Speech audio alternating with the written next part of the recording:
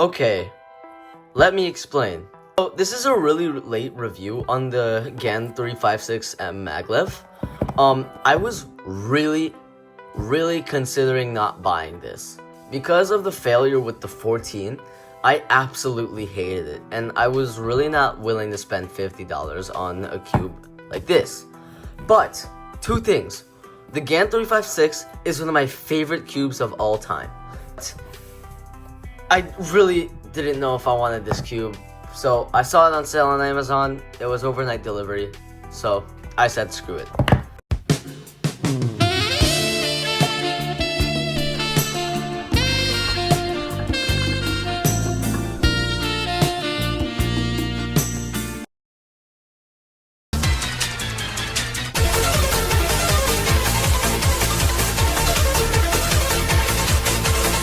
Now let's take a look at the actual cube itself.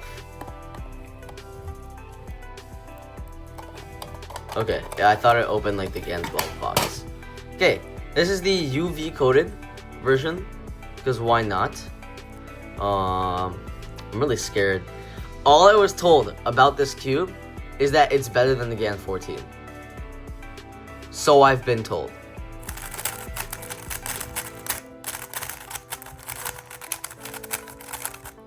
Okay, so before I get into saying what I think about this cube, I saw the Cubicles video on it. They said it was pretty shit. My overall opinion of this cube, just from playing with it out of the box, is that there's nothing in the mechanism that helps the cube not overturn. So I'm overturning a lot of my moves. The cube has definitely a soft texture. Like, it feels pretty nice when you turn it, but it's overturning right now, which is causing lockups. I think what I have to do to kind of control the overturning is to compress/tighten it. That might help with the overturning, and if that doesn't work, maybe add some lube. I love it. Oh my god, I love it. There are a few issues I have with it. Obviously, because it's not set up, I overshoot on a lot of my turns. It kind of feels like a GAN 12. It has the auto alignment and everything. Now, I need to actually adjust it. So, I'm pretty sure it has the same dual adjustment system. I'm pretty sure it's the same dual adjustment system where this gear shape is the tightness. The higher the number is, the tighter it gets, and this is the center travel. Pretty sure it's like the 14, then it just gets tighter.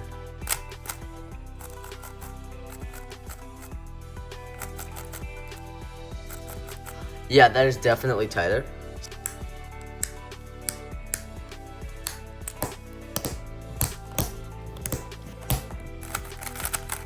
Yeah, that feels better.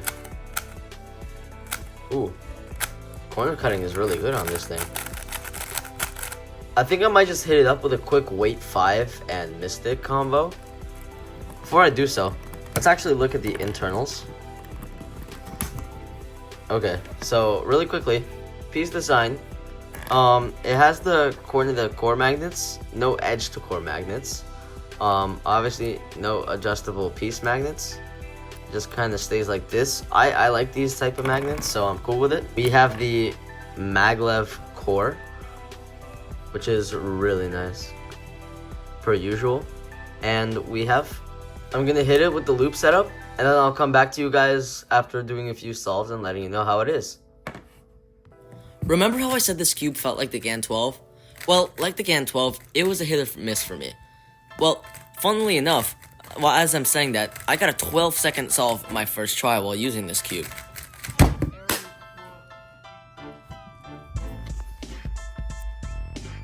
Yeah, so after that 12-second solve, all the solves were either good, like in the 15 to 17 second range, which is good for me at least, and then fall into the mid-20s to 30s range, which came out really bad. And the scrambles I was getting wasn't even that hard. I either had an easy white or yellow cross to do, pretty normal F2L, but you know, this cube was really a hit or miss for me. I think there are so many better alternatives like the WMV9, and I'd go as far as to say the YS3M is even better. And again, the RS3MV5 is really good, the Tornado V3 is really good, so there are a lot of better alternatives, and I don't really understand why you'd pick up this cube unless you're paid by GAN, or you absolutely love this cube.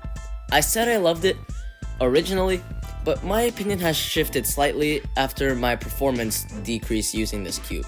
So at the end of the day, I don't really recommend buying this cube. If you want a good cube with flagship performance, then just get an Ars 3 V5.